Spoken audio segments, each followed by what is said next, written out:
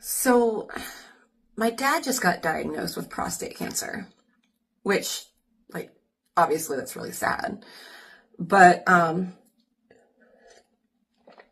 a comedian, so obviously there's some funny aspects to this, and I'll explain why. Now, you're probably going to be like, Evelyn, you're a fucking asshole. There's nothing funny about cancer. Well, let me explain why. There is in this context. So, a few years back in like 2014, actually, more than a few years, I'm old. And a few years feels like a decade to me.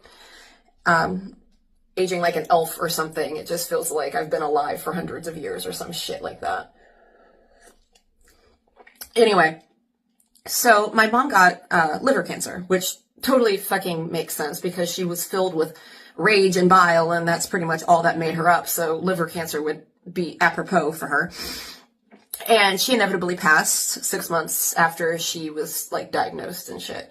So, my dad just recently called and said he had prostate cancer. He had some questionable marks during a scan, and they went back and checked it, and he has prostate cancer.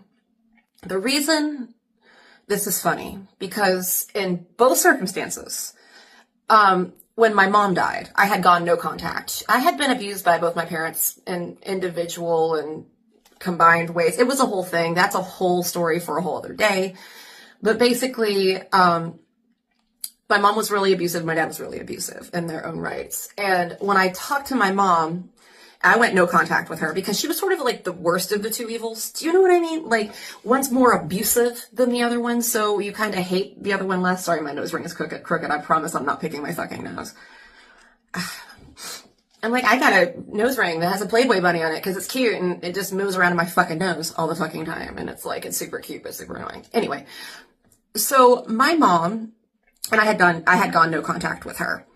And shortly after I'd gone no contact, after like a few months, I get a call that this chick has cancer, right? Which obviously I was devastated. I was 25 when she died. She died the day after my 25th birthday, but I was like 24 when she got diagnosed.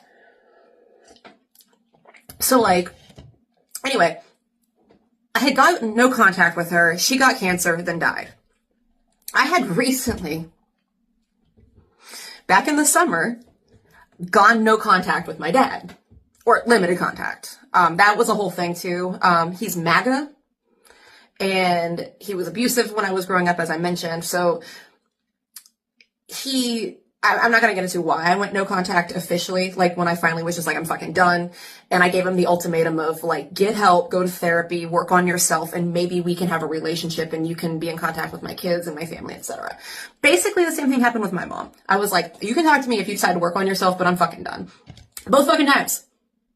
Both times I was like, I'm done. I'm drawing a fucking boundary. My parents got diagnosed with cancer because I drew a fucking boundary. How fucking narcissistic do you have to be to fucking choose in a subconscious manner to die versus respecting your child's boundary? And my boundaries weren't a lot. It was like, don't be fucking racist and stop being mean to me. The other funny part, because there's another funny part to this.